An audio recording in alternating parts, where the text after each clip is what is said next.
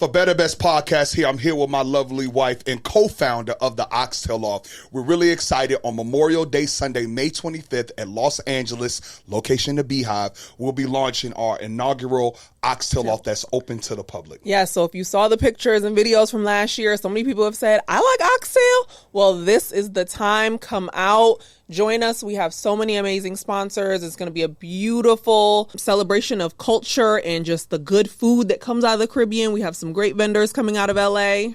And we're really excited to host you all, have you all experience a little taste of that Trinidadian culture that we talked about today, May 25th, the Oxtail Loft.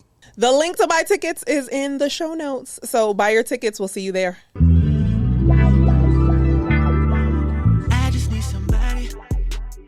Welcome to episode 27 of For Better Best Podcast. It's your boy, Charles Beloved, and I'm here with my fashion forward, very beautiful, sensational, multi-hyphenate, talented. No, I'm not talking about Shireen. I'm talking about the one and only my mama Shontina. Tina's in the building. Shireen, no flowers today. I'm talking about my mama. And we are here. This is season 3. Never had on a podcast. A lot of y'all see her around either my house on social because she's an old lady influencer, as I like to call her. What is the demographic? You are so rude. When is the demographic? Very. I mean, it is what it is. Now, to her credit, seasoned. She looks seasoned influencer. To her credit, a lot of people think that she looks like my sister. So I don't know if that's an insult to me or a blessing to you. So visually, she may not look as old as she is, but she's my mama, so I can call you old. Your mama call you, I'll call you old. So it is what it is. But y'all seen her around, but never got the chance to hear the story. So we're excited to have Chi-Town Tina in the building today to talk all things beloved. So the name of this episode is The Birthing of Beloved. Wow. It's all about me. Wow. What's new about that? Your favorite topic. You. Exactly. To discuss. And so to make it all work, we had to go back to Chicago. And hold on, before you say that, I know y'all said no guest this season. They're excited for this. They're excited for this one. But this was a guest that I said we have to have. Yeah. I know the fans are excited. Sweet. We gave y'all a lot of independent episodes, but we had to get Chi-Town Tina in here. So we're going to go back to Chicago. 1988. 1988. You're 19 years old. You get married. You don't have any children. No, 1988 is when I was born. So let's go back to 1986. 86. Okay. 86. You're 19 years old. You get married. Correct. What is that about? That's crazy. Well, back then, although I was 19, I felt like I was 25. Okay. Not Okay. All right. Maturity. Felt like you're 25, so you get married. You have my brother at 20. Yes. And then you fast follow. 15 months later. Little rendezvous. I don't want to know too much about what was happening. They were 19 and 20, so. You have me in 1988. So now you're raising 2 boys just in Chicago. We were on the South Side at that time. Yes. In Chicago. What was it like in that era? It was fast forward, actually. Fast forward. Okay, what does that mean? It was fast forward because everything was advanced as far as I was concerned because we were working. I was at the federal government. Okay. So in my mind, I felt like I was a lot older because myself and your dad, we felt like we were mature enough to handle the life and the lifestyle. No, that's dope. Okay, so I say that because I couldn't imagine having 2 kids at 21, let alone being married and being grown. I thought I was grown because I had a level of independence. We skip grades and we'll get into all of that. But 19, 2 kids and a family, that's crazy. I know. I'm still a teen mom. Shireen, that's not. You know what? See what she does. I know you be listening, and then you hear and they be like, "Charles is so mean." No, she does stuff like this so that I can say what I'm gonna say, but I'm not gonna say. We're gonna focus on you. Okay. We focusing on Chi-Town. And so you born and raised in Chicago. First thing that I remember was just you, my mom, being a hustler. Now, again, you and my dad broke up very young. Y'all are 2 completely different people. Don't even know how that worked. There had to be a sexual thing because I'm like, these two people mesh.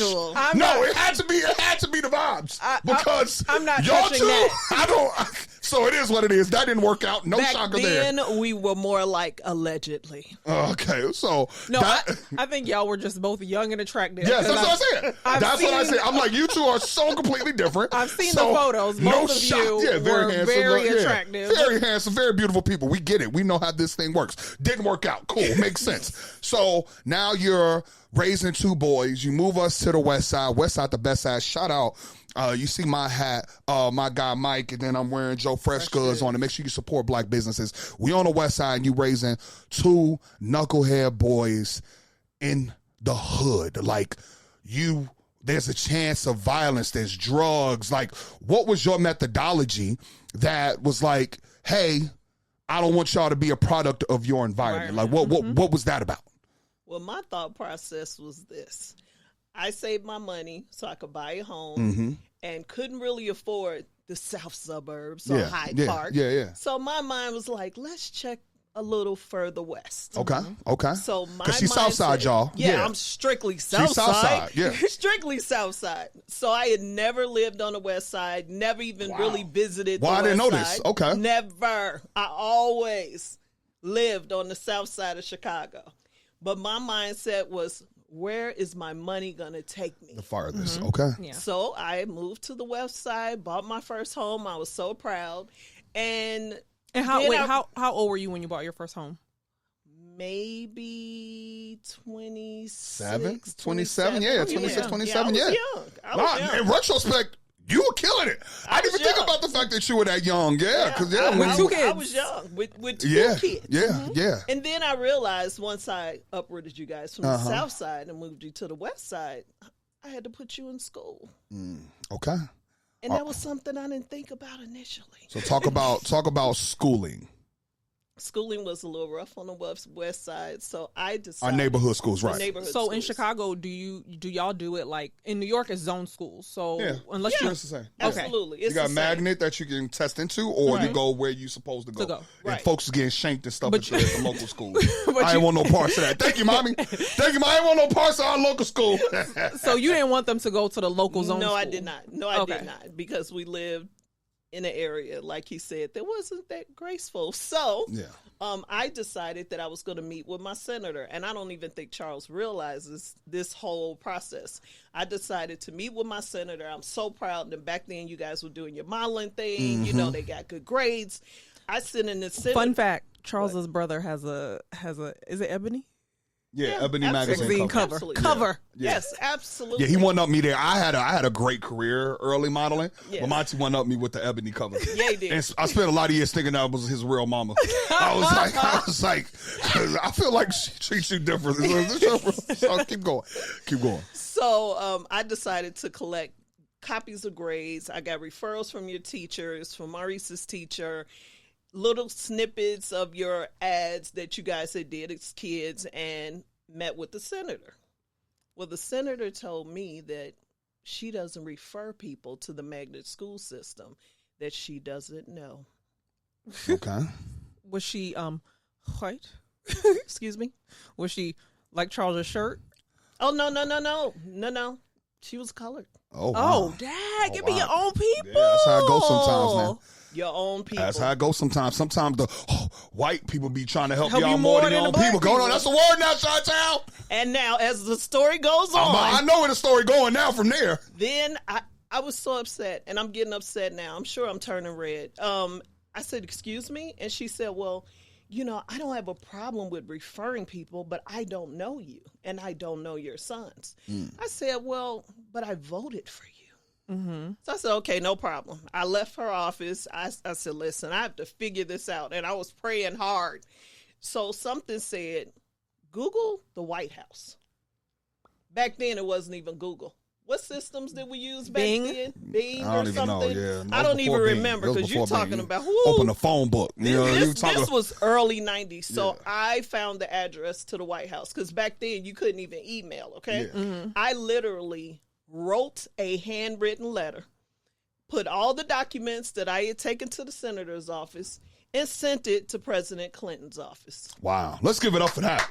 Let's give it up for Mama being saying, hey, I'm not taking no for an answer. No, absolutely I'm going to get these boys in the magnet school. And then he replied or something, right? Yes. Actually, I got a letter back from the White House. I was screaming and hollering, so I had to do a call with the White House. It was amazing. And they said, we are going to send you a letter. So at this time, I was actually dating someone, and I included his son as well. Mm-hmm. So in the letter, it included all 3 boys to enter into the magnet school system in Chicago. That's dope. And they got in. And they got in. Yeah, no, we all went. 3? Yep. All of us went. Most of the children were doing well. By most, that didn't include me. That didn't include him. I started out with very high potential. I'm going to get back to Chi-Town. I started out very high potential, like in front of everybody. Everybody sees my personality now. I started early in church. Like, y'all had me reading all the books of the Bible. I do remember this stuff vividly. Yes. I could sing. I was trying to audition for like Soul Children in Chicago, which was like the big talented musical thing. But then I got introduced to 5'5" with brown eyes, and I started liking girls, and my attention shifted from those books. Oh my God! Third grade. It was third grade. Third grade was all day. Yes. CJ's in second grade. I know. It's coming soon. It's coming soon. Every time I tell him when you get a haircut, you know, shorty, there's the girls talking in the cold room. He like, no, Dad, no. I'm like, all right, son, it's coming soon, because I remember third grade. It was over. I'm being honest. You got to get ready for it, because I just want his scholastics to continue. But no, third grade was when it shifted. But back to you, because we're gonna get into all of my nonsense. My grades weren't necessarily great, but I was always like a go-getter. We were always involved. Like you mentioned, you had us doing modeling and stuff, but that's because you are a hustler. Mm-hmm.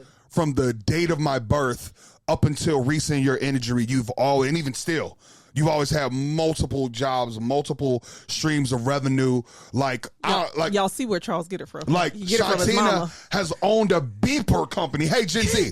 I'm sorry. I'm sorry, Gen Z. Hold on. Sorry. Gen Z, I'm going to look direct to camera to you. I'm sorry that I mentioned something that you have no idea about. A beeper is what people with phones and home lines used to have to call to alert you that they wanted to talk to you. So there was no cell phone. You cannot reply with said beeper. You would just look at the message and find another phone to be able to call somebody back. So my mom had a business that she owned, because you started like on the side, then you like owned your own. Yes. What's that called when you Randolph Beepers? Yeah, Randolph Beepers, but like when you franchise. Yeah, you franchise. That's the word. Thank you. You franchise. Yes, that's what I'm trying to tell you. Yes, I Randolph Beepers. Shontina was outside, bro. Now that I think about it, you being 26, 27 as a homeowner, that's pretty crazy. And you was out here getting money.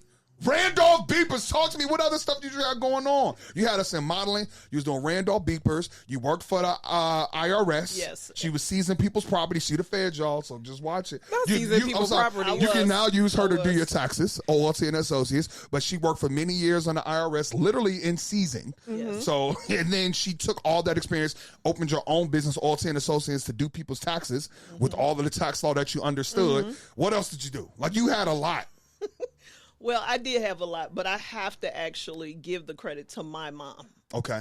Because my mother actually owned beauty salons, and she had on radio station. So that's where I got it from. She did do radio. I forgot she did radio. She did radio. Lord and Opal with Doug Banks. Absolutely. So that's where it came from. It came from my mom, and then I just saw her not really doing the 9 to 5. Yeah. I never saw my mother punch a clock.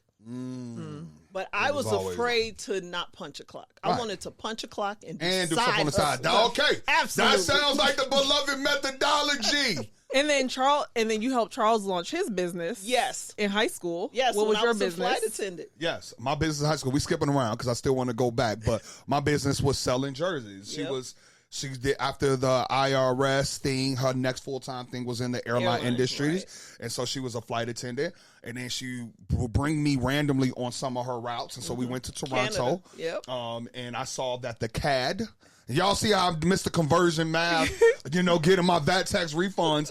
I saw that the CAD was less than U.S., so they were selling throwback jerseys for substantially less than what they were charging for the U.S. So I said, if I batch purchase these, wear them, because I said, come on now. Y'all know who you talking to.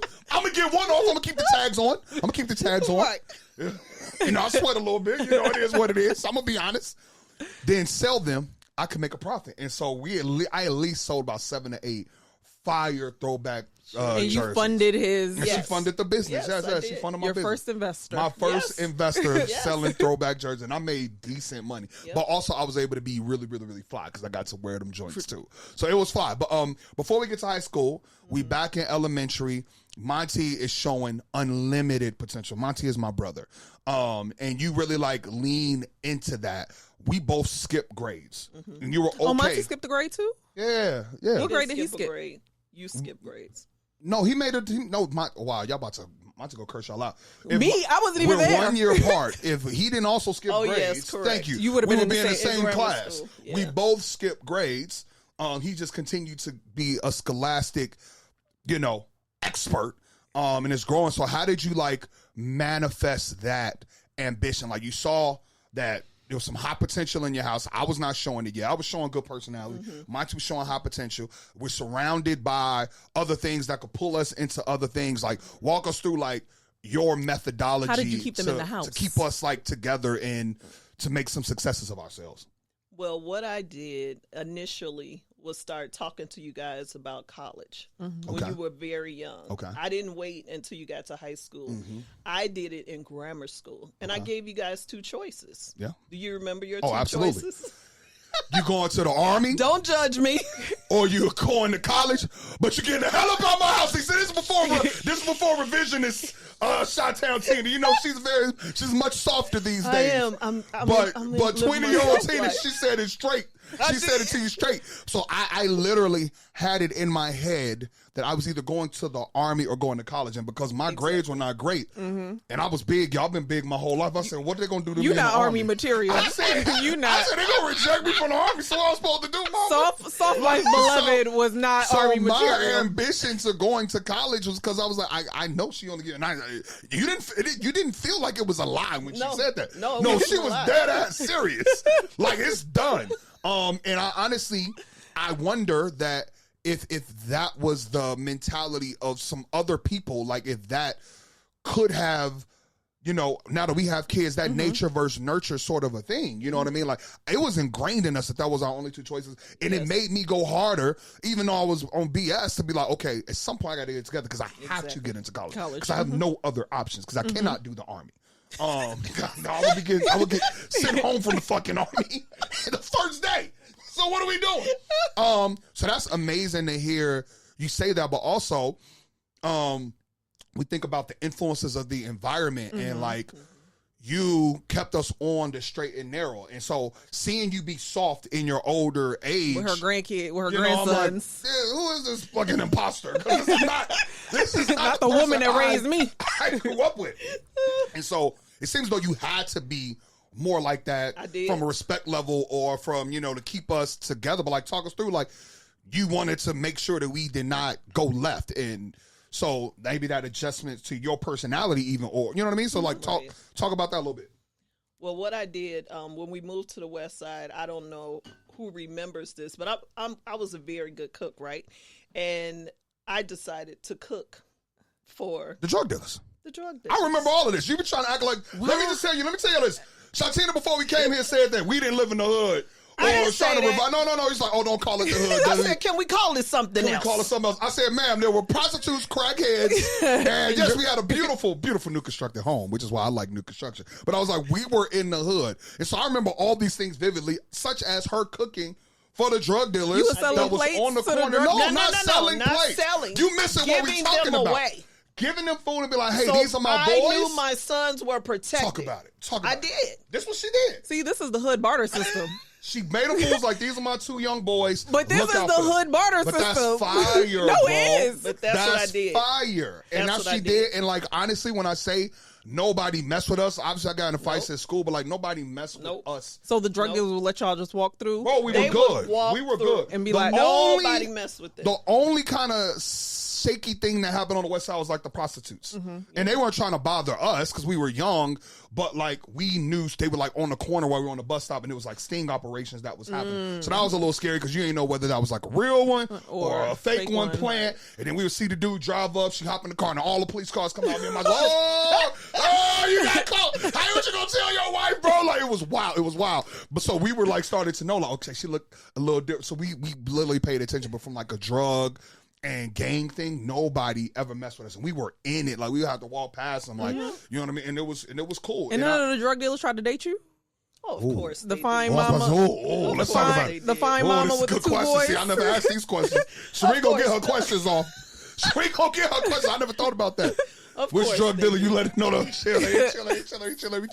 So he was getting a personalized plate. You can come get your plate later. Listen, after our first house, we had a duplex. So we was downstairs. She was upstairs. I don't know what drug dealer she was like in her house feeding. But furthermore, we get that. We go through that. We go into high school. Monty's obviously at Whitney Young, Magna High School. For me, I wasn't doing as well, but you are always a fighter. I just remember you fighting for your boys nonstop. And even though my grades weren't strong, you set up a meeting with Whitney Young, and that's like the go-to school in Chicago for black people who are doing well. I'll be honest. I was not doing well. So Nina said, oh, y'all got to have your moment. I'm being honest. Whitney Young's a great school. I did not get into it. And they had this thing called the 7th and 8th grade program, which was like the super advanced program. So even though my brother skipped grades, and I would never say anything positive about him in real life, but even though he skipped grades, so he was already young, then you get to go to high school in 7th grade starting your freshman year. So then junior, senior, you're doing AP, you're classes, doing all of that. Yeah. I'm like, so you just double, triple advanced. So she was trying to get me into the 7th, 8th grade program, but my grades were shit. No, ma'am. They were B's and C's. And so she set up a meeting. I didn't really want to go, but I know my personality. I was like, oh, we're going to work this. We're going to work this system. So she sets up a meeting for us to still get me through. I got into the room with Joyce Kenner, President Joyce Kenner, and she looked at my grades, and she was like, I think you're lazy. She said it. She talked me straight. She said, yeah, you're charismatic. She saw right through you. She's like, I see that you're lazy. And Maurice is doing great here. I believe you could excel here, but I need you to prove it to me. You need to take these next 2 years. I'm not letting you in the 7th, 8th grade program. Let's see what you do these next 2 years. So she was going to let you in for 9th grade. For high school. What'd you do, Charles? I took that as motivation. And you know how I am. You know how I am, baby. A very spiteful human being. That I am. I said, I tell you motivation. And said, Dr. Kenner, I'm never going to your damn school. I'm going to make some of myself, I'm going to prove you wrong. Is that what the birthing of Beloved? When I started becoming like a psycho, want to prove everybody wrong. Psycho. So she told me that woman did not care that you did not want to go to her damn school. She said, great, a spot for somebody else.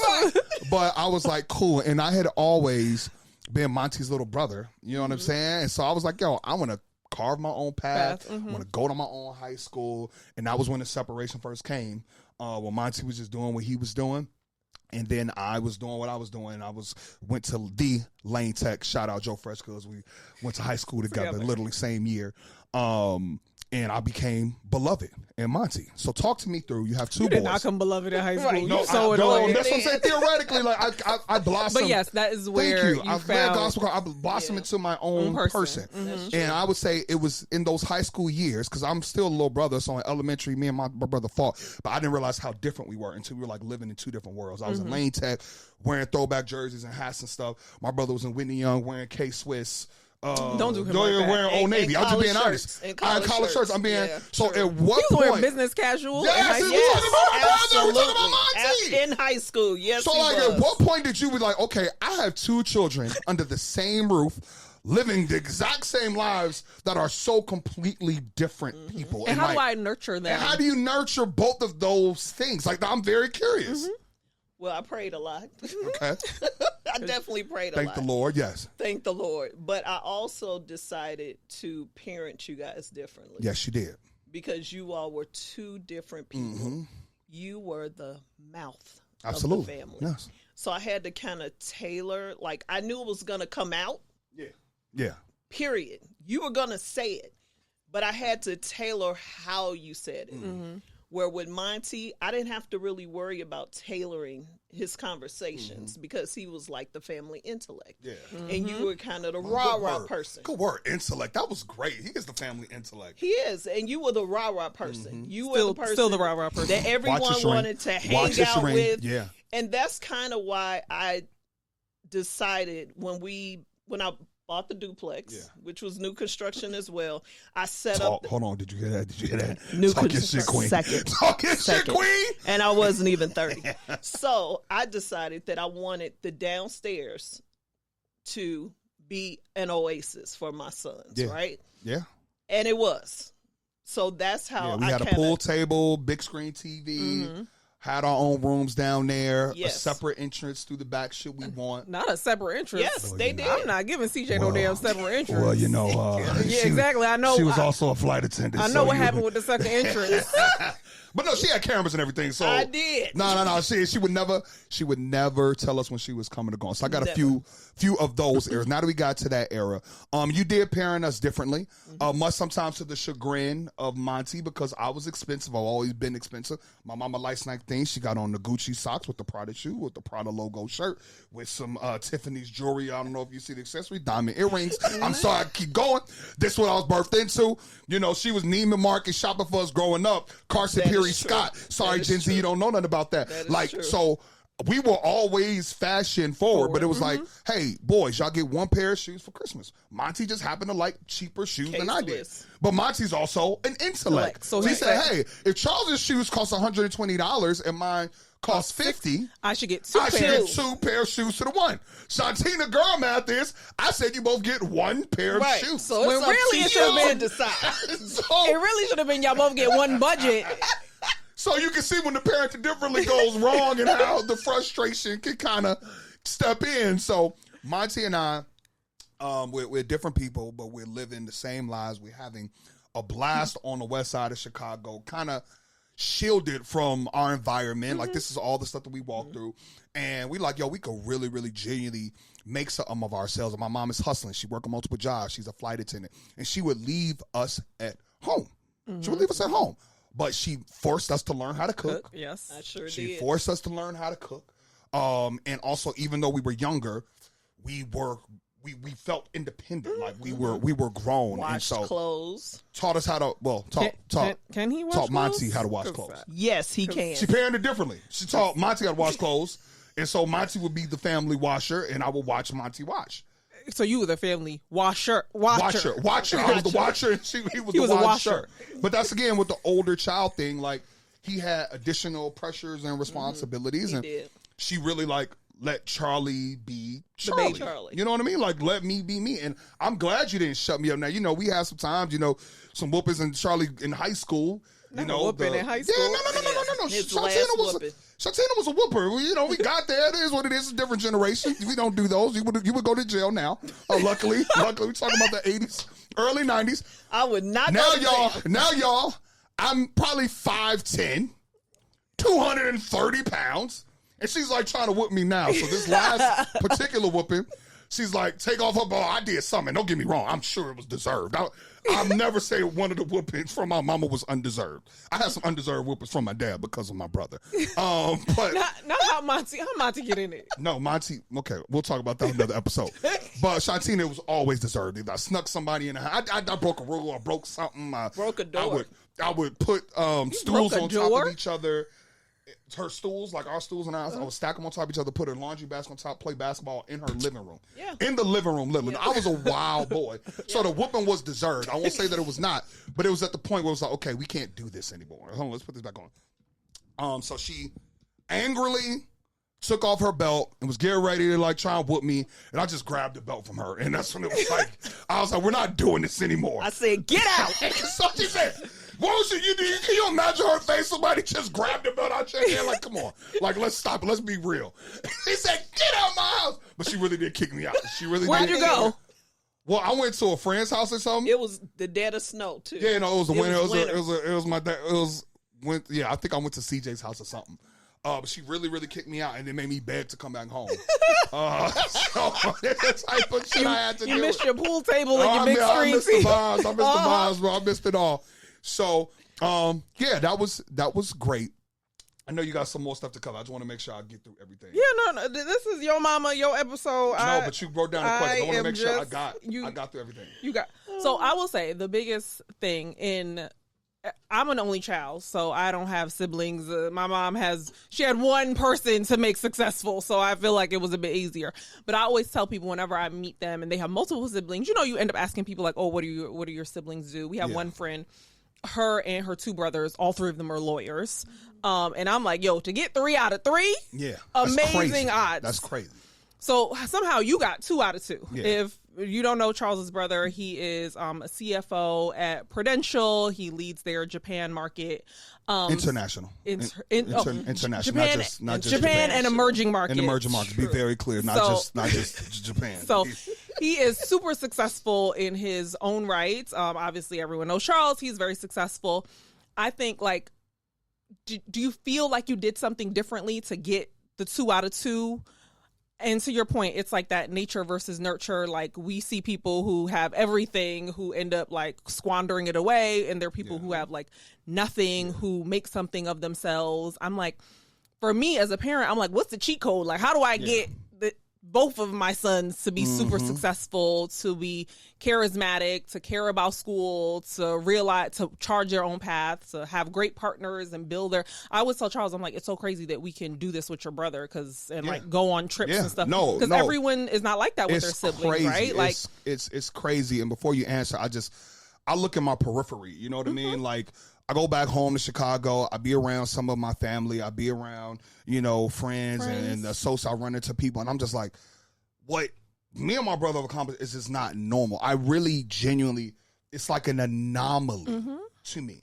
And I say that I'm playing with the house's money, because the level of success that we've attained and we're not done, it's like beyond what I could even conceptualize while we were in Chicago, living and doing and not and feeling like we had the world as our oyster. Whether or not we did, that's you learn that as you grow up. But in my mind, we were good, you know what I'm saying? But it was just like, you created an environment that fostered so much success and blessing. So like, what if you had to drill it down, maybe to a bullet or a methodology, like what was it that, you think, if anybody that's a parent or a future parent, what did you do to result in this? And honestly, and it could be, I did what I could and I said a prayer and I let the Lord handle it. That's also an answer. Well, no, I would have to say I started when you and your brother were extremely young. What I've seen is some parents like to focus on middle school, grammar school, high school. I started when you guys were extremely young. I think that's what, and prayer, of course, and my belief in God. But I think that's what started to nature your future.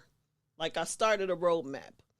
And I instilled in both of you guys basically what your future would look like. And also, because of where we lived, you knew the opposite side.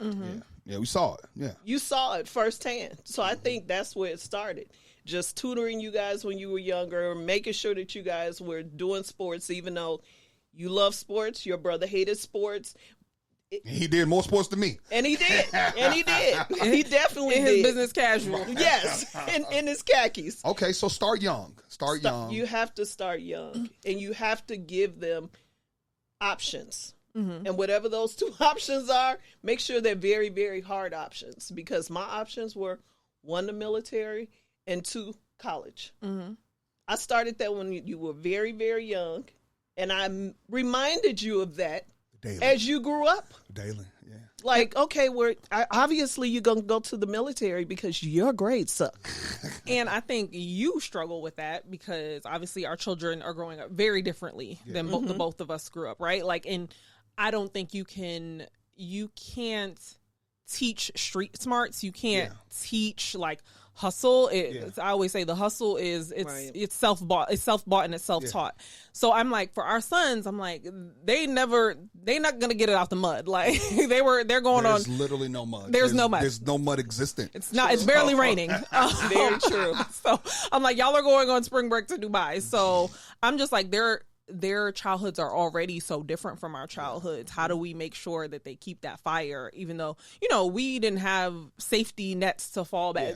There was no parents who had tons of, not even money. Say tons of money, but there was no parents to fall back on. When Charles was in college, you were living in LA. So like, it's not even like you had some big old house where you could like, come back home. Sold the house. Yeah. So you have moved on with your life. So it's just like, I think our kids live differently because they'll have the safety net of, my parents, I can go back home. They'll help me. But we didn't have that. So I'm like, I think that's what builds the grit. Yeah. But there are people with no safety net that's content. And I'm just, that's true. I'm floored when I see that. I'm like, A, the motivation, B, the inspiration, but I was just like, I don't have a choice but to make it or do something. And don't get me wrong, I feel like we're in uncommon territory. Yeah. But, you know, when we were doing just okay, that to me was a win. You know what I mean? But I'm just like, it's people that's just content not even really trying to push or try. You know what I mean? And you gave us the motivation to push to like want to try to live better than you were able to. You know what I mean? That's always the goal. Yeah. The goal is always for the next generation to live better than your generation. Yeah. And so with that, like, I'm sure there was sacrifices, and that's the number of them that were made along the way. Like, you got married at 19, done by probably 22, 23, never got remarried, have boyfriends. Never. One boyfriend tried to marry you and move you to Arkansas, and you said no. I still regret that because this boyfriend was rich, and I would have, you know, I would have had to fucking son. You would have had to say when she gathered up the gold to tell us, don't butt me. But I chose my children. No, don't choose me. I chose my children over a man. When I got told the story, y'all, after she said no, that we came up in an argument. I did something wild. I told you I stayed in Chicago. I didn't move y'all to Alabama because I wanted y'all to stay in high school. And you, this is what you do to me. I said, wait, what you say? No, he tried to marry me and move us to Alabama. And I told him no. You like, I could have been in a plantation house. I could have been in a mansion in Alabama, living my dreams, playing baseball in the back with a dog. And you said no over me. I was mad as hell, y'all. But I like to say a number of sacrifices that you have made for your own love life. Yes. To, you know, and obviously everybody don't want two knucklehead boys, you know what I'm saying, running around. So, and in divorce, at least from a broader standpoint, men have an easier time getting remarried. I see that time and time again, more so than the woman getting remarried. So you never got remarried, had multiple relationships and things. Let me not say it like that because that sounded crazy. But had relationships, but just never got there. And so now you're in your later stages. I didn't want to say old, but like still looking for love. And it was actually refreshing to see that you went from not wanting to be married, and you preached that time and time again. I don't want to be married. No, I'm independent. I'm independent. Ain't no man going, whoop-de-woo. So, like, I actually, for the first time, heard you say that you were open to being remarried. I was. And we were introduced to this January of this year, was it? No. Last year? This was last year. January last year. Shireen and I made breakfast or whatever. Shontina sat us down and was saying, no, she was being evasive. Oh, everything will reveal itself. No, but she started with a line which was like, I'm going to be married. I did. Oh yeah, I did. 2026. Hey, and we're like, what are you talking about? We're like, what the hell is like? You know what I'm saying? Like somebody just says a blanket statement and just. I was like, save the date, and then save the date. I just said, what was the special date? What was the date? It had me. Valentine's Day. 2026. 2026, absolutely. Valentine's 2026. She's going to be at save the day. And Shireen's like, man, what are you talking about? It's like, no, all will reveal itself and it was in like, time. And it was like, she was saying it was like 7 months down the line. I'm like, so whatever you're talking, we're supposed to wait 7 months to find out. I'm like, why you brought this up? Because you wanted us to ask about questions. She wanted us to ask questions. And so we do what we're supposed to do. Well, actually, I'm not involved. I'm not invested. I know my mama. So I let it go. But Shireen and her have forged this amazing relationship that started real rocky. Started very rocky because your mama didn't like me and wanted me to date the other girl. Here we go. And so it's just great for anybody that have in-law relationships. It don't not necessarily have to start great. Because Shireen was deeply offended that my mama supported the other one. The ex. And I told Charles, came around, and when I say these two are besties, like literally best, they keep me and my mom from having friction because it does not work. Me and my old mama will work very well. I'm just like how she was. I'm stern. I'm hard ass. It is what it is. This is how it's going to work. You're in my house. But now she all soft and she don't like the hard. No, I'm like, this is what I had to do it. But nonetheless, back to Shireen. You know, Shireen done and my mama, it was an interesting start. But Shireen has grace. Thank you, baby, for being so sweet. And did not let it go. I mean, they let it all go. And so they have a great relationship with one another. I will say, your mom has, even with my sister-in-law, she has kind of forged her way. I always say the mother of the son has it the hardest, right? because she's not my mother. Yeah. She does not. I don't have to involve her. The girl's mother naturally gets more access to the grandkids, to the family, because that is my comfort blanket. Because that is my mother. Yeah. So her having two sons, and now I have two sons. I always think I'm the husband's mother. Like I'm on the outside. If my daughter-in-law says I don't want anyone in the room when I give birth, other than my mom, if I don't want to see anyone for 2 weeks after I give birth, other than my mom and my husband, I have to respect that. I can't be like, well, it's my I want to be there. I have to kind of take whatever my daughter-in-law is willing to give and kind of meet her halfway, even if it hurts my feelings, even if it offends me. So I always say, you have made it clear, like, I want to be a present grandmother. Yes. Please include me. During COVID, she was trying to see the kids. I was like, ma'am, it's COVID. I need you to stay in your house. Please. I was in Texas. I'm like, I'm flying in. She's like, I'm going to wear a mask and fly. I said, fly to their house. Don't fly to my house, though. My kids already seen you on FaceTime. But you have forged your way to be a present grandmother. So my hope is that, even if me and my daughter-in-law aren't me and you, that she will be able to include me and my husband in the way that kind of we've included you into our lives. So I say all of that to say that they have a strong relationship. And so I start digging. I don't dig.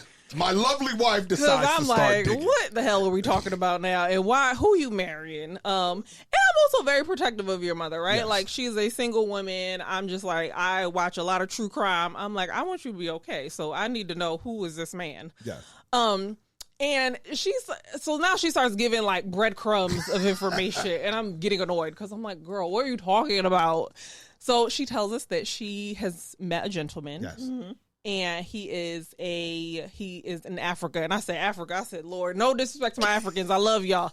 I said, it was seeming real shaky. It wasn't, the math wasn't mathing. I said, so he's in Africa. But he's an African movie star. Yes. And I'm like, okay, now he's a rich African movie star? It's getting a little scammy. Are we sure? So Shireen's antennas are raised, but we're asking questions, and she has a response for everything. And so now my ears are perked up when I hear African movie star rich, multiple weddings, and we're gonna do the Nigerian wedding, the Ghana wedding this month, and then the white wedding. I was like, what's she learning? She learning about the fucking culture and stuff. So, hold on, because now I'm thinking about how many days I'm gonna have to take off. Wait a minute. Is he paying for all of us to come to all these fucking weddings? I'm like, how much is this gonna cost for me? Now I'm paying attention. I said nothing. Now I'm paying attention to everything. And then as she's going on and on and on and on, something sparks into me. Oh, I made a comment of like, how often do y'all even see each other? Like, because I'm like, you could have only met him once. Yeah, like, that's what Shireen's in her deducing came to, and she has a quick whipped response. And then I look my mother in the eye, and I ask a question, and I say, wait, have you met him? And one thing about lying, and let me just have a very open thing. You have tells.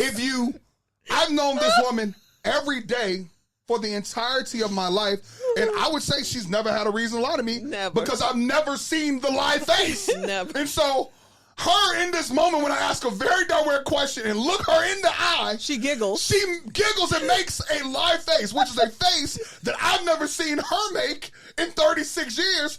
So I said, she giggles, yeah. And I said, you never made this face to me before. Charles goes, so you're lying. Said, you're lying. And then she starts cracking up. And I was like, wow. So at least, if you feel like you're being lied to, look at the face. Because if they make a face that you've never seen, then you can tell. And so I could tell. And then I was like, okay, she's never met this man. And that's when I got genuinely interested and concerned. So talk us through a little bit about how, just like very high level, because we want to get to where things change, but like you fell in love with the man on the internet, which is normal. Like we're in a dating age, we're in an app age, Facebook, metaverse. You can meet people virtually and fall in love with them. But like, A, why did you feel like you wanted to make it seem like y'all met? And then B, like, what was it about him that made him special that you wanted to marry him? Okay, for one, we met because he DM'd me. But when he DM'd me on Instagram, I was actually dating someone else. Okay. So I was ignoring this person for like 5 or 6 months. Then he moved over to Facebook. Then he was like, why don't you talk to me? Why don't you talk to me? And then keep in mind, my other relationship, it kind of fizzled out. Yeah. And I was like, well, I don't got nothing to lose. I'm not busy. So I was like, okay, here's my number. So he started communicating with me on WhatsApp. But he said, we need to FaceTime because, I can't talk in the accent. But he was like, basically, because it's a lot of people on the internet that always say there's someone else, and I want to make sure it's you. I was like, I want to make sure it's you. Okay, heard. Okay. So we FaceTime. So immediately I screenshot the picture, right? I sent it to my sister Daddy. I was like, it's him. He's mine. This is him. So I was all excited. I'm not one to talk to somebody every day. Yeah. Period. I don't like people like that. But he insisted that we communicate daily. Mm-hmm. So fast forward, we communicated daily. Yeah. We saw you talking to him. Mm-hmm. You made us talk to him. And yeah, stuff, Thanksgiving. So. He was like, I want to talk to everybody. He literally spoke to everyone in the house, including my sister Farida and my niece Nora and everybody. So everything was fine and felt dandy. good. Everything was fine. Except every time you all were planning to meet, something came Now, up. the first trip was to D.C. Okay. I was supposed to meet him in D.C. And I didn't even know that. I was already suspicious of the time I knew. No, we were supposed to meet in D.C. Okay. He bought me a ticket on Delta, my airline of choice, of course. Talk about it, Delta Diamond, yeah. Delta. So, the flight was delayed. He had a very short window in D.C., and then he was going to Houston, right? Because they were on this whole movie tour. So I was like, okay, cool. Wasn't going to make the flight. I was going to misconnect. It was just a hot mess. So I'm like, okay, fine. I'm not going to make it. So I didn't make that trip. Okay. But fast forward, we were supposed to go to London. In August. Right? Yep. In August. Actually, D.C. was after London. Okay. We were supposed to go to London. He had some stuff going on with his dad's properties, so he canceled that trip. Then we were supposed to go to D.C. I was supposed to fly in to meet him. I couldn't make it, but I had a confirmed ticket. Okay. Then we were supposed to come for the holidays. Mm-hmm. He was supposed to come to the U.S. Now, keep in mind, my children know I will fly to see the man that I love. She will fly to see anything. She will fly to go take a picture in Paris by the Eiffel Tower for her birthday. This woman and turn around and come back. She flew to Milan to save me. Like, she flies for fun. She flew to Rome for 2 days. Talked to this man for, what was it at that point, 8 months? No, it was like 6 or 7 months. 6 or 7 months, and had never just flown over just to lay eyes on him was flagging and alarming to me, because you've flown further for less. Very true. And my thing was, he travels so much. Like, we were anti you flying to Nigeria, because I was just like, don't be on his home because I wanted to go to Nigeria. We were like, go meet him but in the mutual Rat territory. Pack said no. Mutual. Psycho 1, Psycho 2. We know Nigerians who are like, do not go to Nigeria without an escort, without people who are from there, who know the lay of the land. And I'm like, we don't really know him, so I just don't feel safe with you going to Nigeria by yourself. Hard no. Something happened. How I'm supposed to find you? So I was with the whole London trip. I was like, I want a picture. Tell me what hotel you staying in. Tell me your flight info. His blood type. Tell me your room number. I really want to be like, take a picture of his. Was mad. She like, I'm not your kid. You my kid. She was it was these pissed. two. And these two was getting into it, but Shireen was not playing. She was like, no, we don't know this man. I said, I don't know him, and I said, and if I have to fly to London like Liam Neeson, I need to know where to start. I need to tell the authorities. Here's the passport picture. Here's the room number. I said, no, I'm not going to start from ground zero. You're going to give me some information. So we were out of town when she was supposed to leave. So I text her in our group chat with Charles's brother, and I said, hey, have fun on your trip. Don't forget to send me all the information. Psycho. Because I already knew she was trying not to send me the information. I was. So she's like, oh, something happened with his family. I'm not going. I looked at Charles. I said, And my thing with him was like, I just felt like it wasn't respectful of your time. Every time y'all were supposed to meet, it was so loose. And I'm like, nothing planned, like no planned itinerary. And we Mr. and Mrs. itinerary. So it was like, I'll be here within this week of time. And it's like, pick a day, give me a flight something number. And like, what are we going to do once you get here? I never loved how flexible you were for him. Like, even No. The backstory was I was not flexible. I said, listen, I plan my life out 6 to 8 months in advance, a year in advance. So I need specific dates. Well, but so they were supposed to meet in London. They were supposed to meet in DC. Never happened. December comes, and Charles and I were going to South Africa, and I'm trying to tell her the plan for the kids, and she's like, well, I don't know if I'm going to be here because he's coming to L.A., and we're spending New Year's together. I'm like, ma'am, I don't have a flight number. I don't. Okay. Shireen miss, I'll believe it when I see it. At that point, that's how I felt. I was like, and we were getting closer and closer to Christmas. Like, it's 2 weeks out for Christmas. I'm like, so what day He's is holding your Christmas hostage. Right. And I'm like, to me, that's so disrespectful because at some point I'm going to be like, yo, tell me a date. It could be a soft date. I'm going to be there between the 27th and the 29th. Right. I'm just like, I hate that he's holding you hostage. Now he's holding us hostage because I'm like, okay, is my mama going to be by herself? Or are both of y'all going to be watching these kids? Like, tell me something. And I got to the point where I was just like, okay, well, here's the schedule for the kids because I don't know when this man is going to come. And then we are out of town. We're at Christmas with my family, and you were coming to meet us, and you give us a call, and you say, pray for my partner. We're going to call him Mr. X. Okay. You say, pray for Mr. X. And I look at the phone, and I'm like, okay. And what happened with Mr. X? I got a message on WhatsApp. First, the message said, are you my name, right? And I said, yes. And then my phone rang. And the person on the other line said he was Dr. whatever the name is.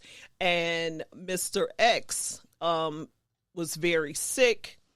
And he needed authorization from me to perform some medical surgery. And I'm like, excuse me? And keep in mind, because of the time difference, I was sleeping. So I get up, I'm turning on the lights, I'm panicking.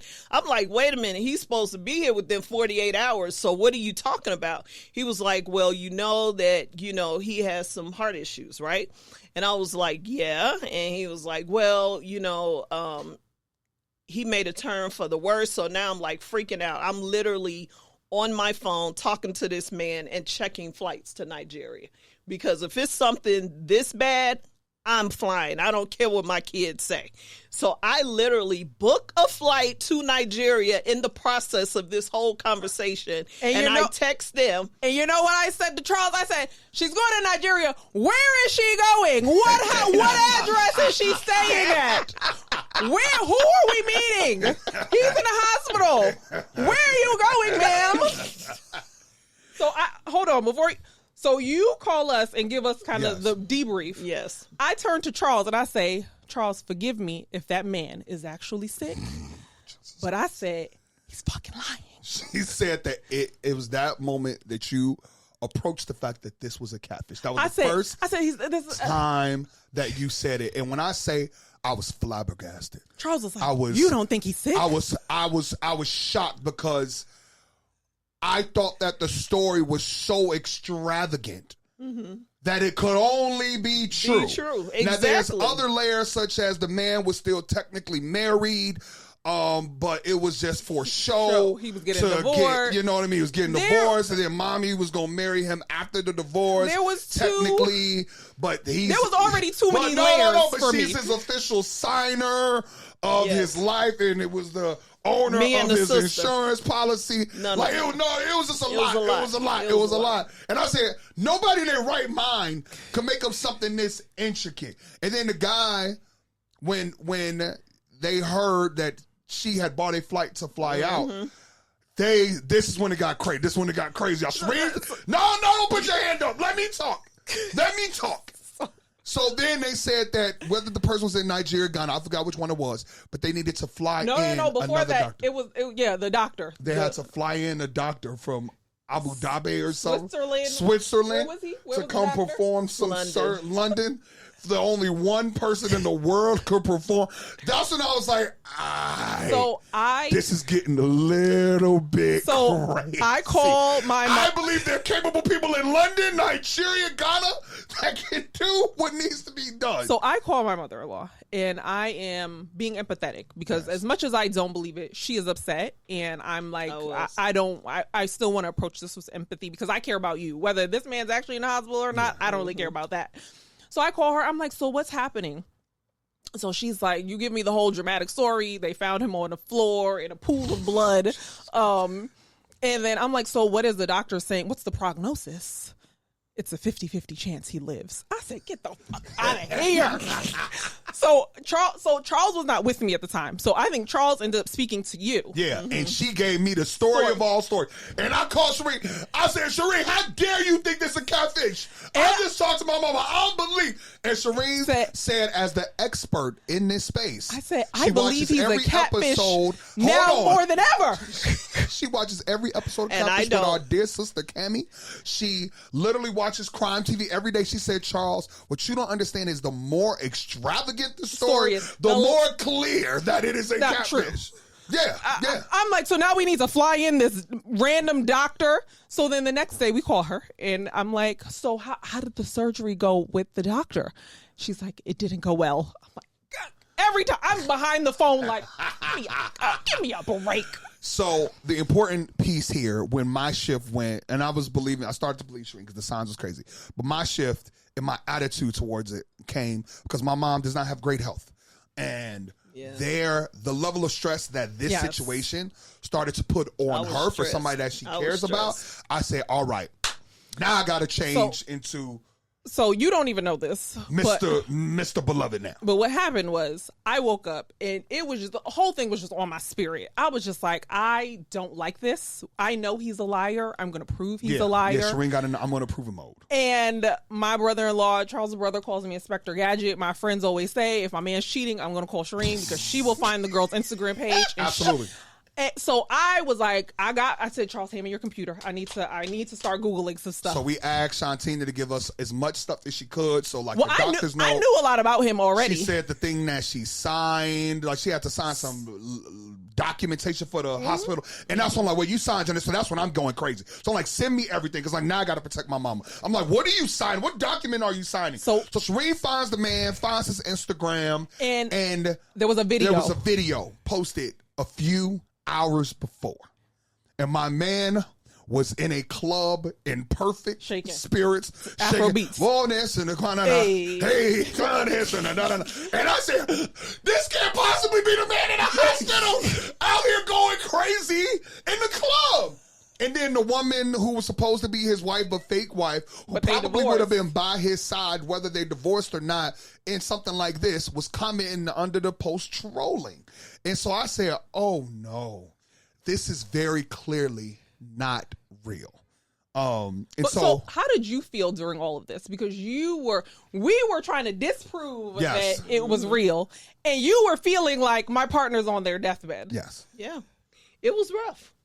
It was rough. And I think the anxiety, I don't even claim to have anxiety issues, but this particular time, I was high anxiety because I couldn't even get out the U.S. That was the crazy part. There were no flights to Nigeria for 48 hours. Yeah. So during all this time, it was still going to take you a day to get there. And it was going to take, so you're talking about 72 hours before I can even see if this is factual. Yeah. So I start digging, I start Googling, and me and Charles had already confronted his mama and said, it's not real. Shontina, stop it. You gotta stop this shit. It's messing with your health. And he stressed me out even more. It's messing with your health. I'm not, no, it's not real. So that's where I was. I just want to be very clear. I was not being nice. I told Charles, I said, I'm staying out of this. This is between you and your mother if you would like to tell her that.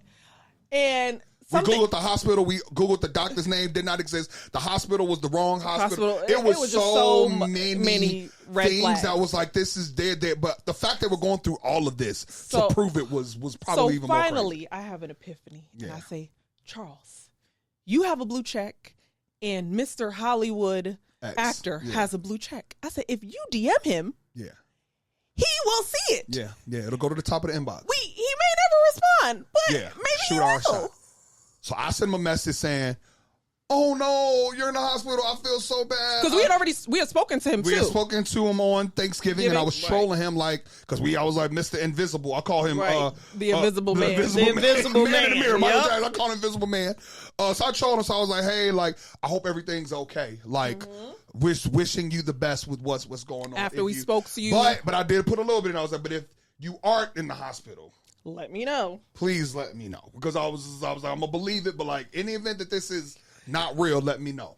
And so within maybe 3 or 4 hours, we get a response voice message from the actual person that owns the Instagram account. And then he disproves that it's not him. He's like, I'm good. I'm healthy. Not me. This happens to me all the time. Like, I'm good. Sorry you going through this, but it's not me. Tell your mother stop talking to that person. Tell your woman stop falling for this. Like, y'all got to be smarter than that. And so I go to her, and I'm just like, hey, I don't even want to let you hear this because I know how sad it's going to be proven that whatever this belief was that you have of this person is genuinely now fake. And I was getting ready to call Cam. I was about to call Cam catfish. I know that's my sister. Cammy and Eve. I was like, we Cam, we need y'all on the gonna ambush case. her. Y'all in LA, we're gonna ambush her, and then we're gonna do this live. But I gave my mom the opportunity with all the other evidence to come to her own conclusion, and she couldn't. And we spent 30 minutes letting y'all hear how amazing and smart and intellectual and analytical she is. So I just couldn't believe that in this scenario you were so gullible. So I wanted the evidence to do it. She still was coming up with excuses, and I was like, all right, now I got to hit you with this. So then I hit her with the voicemail. I was like, I don't want to play it on the phone. Like, I want you to take a moment with it. And process it by yourself. Process it. So you got a moment to, like, sit with that. How did that make you feel when you heard it? I was pissed. Initially, I was pissed. I said, because, and I know they're going to drag me on the internet for saying this, but I really thought, honestly, that it was the same person trying to play me. So you thought it was him? I thought it was him. I was like, oh, so now you're going to tell my son that you don't know me. I was infuriated. I was pissed. I was so mad. But I will say that it took me a minute to realize that I had actually gotten catfished. Mm-hmm. And what it was when I got another call after the hospital stay. This was like maybe a week or two after. Mm-hmm. And the person on the phone was so mad because I had reached out, not me, my son had reached out to this person, and they were pissed.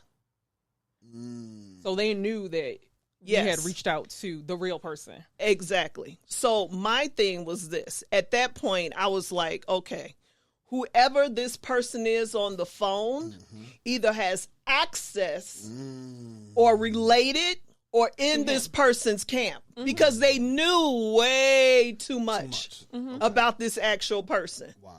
But when I said specifically some of the things that you sent me that this person said, then it just went downhill from there. I'm like, oh, so you really are trying to play me. And I think the bad part about this is, like, there's no closure, right? Like, none. We'll never know who you were actually talking to. Just blocked, and blocked. We don't know if the actual guy was involved. We don't know if it was. We'll never actually know what happened. Right. But Charles, to Charles's point earlier, I think the one positive thing that came out of this was that it opened you back up to the idea of love and marriage. Yes, it did. And you have been very vocal this year. This was last year. And you've been very vocal this year about, I'm looking for my husband. That is, I want to marry someone. And I'm so happy that you're now manifesting that and being true to yourself. And you're in therapy and you talk to your therapist. And she said you need to process this. I have a great therapist. Process this like a loss. Yeah. And it is. And to me, it is a loss. Like, even when I watch Catfish, I'm like, in your head, you were in a relationship. Whether that person was being truthful or not, it was a reality for you. Yeah. And there is some loss and hurt there when now the person you were talking to and telling things to and telling about your day every day, you lost access to that in a really traumatic manner. So, I know we made light of it and it was fun, but I also told Charles, I was like, give her some grace. Yeah. I brought up the history up until that point because, like, my mom never cared to get married again. And it's crazy that such a traumatic, sad, unnecessary experience. But if that was the result, is like you being open to love genuinely and truly again, which you had just kind of bypassed for so many years, in my humble opinion, I was like, well, then it was all worth it. Because some of us, we get with a person when we 22 and they catfish because they change up on us, and when they start approaching 40, slap you in front of your mama. So at least your catfish you don't gotta sleep next to every day. Anyway, so any of our friends listening, If your daddy is fine, yes, Charles's fine. mama is available. And Minimum Shia is 40. 6'1". She want 40s. She want 40s. Minimum 6'1". My mama like them young, so they gotta be I do 40, like them 40. young. No. Start at 45. Okay, good. 45 and older. Up to 60. Yo, episode 27 for Better Best Podcast, Birth and Beloved, Chi-Town team in the building. We had a time, man. Y'all have a wonderful week.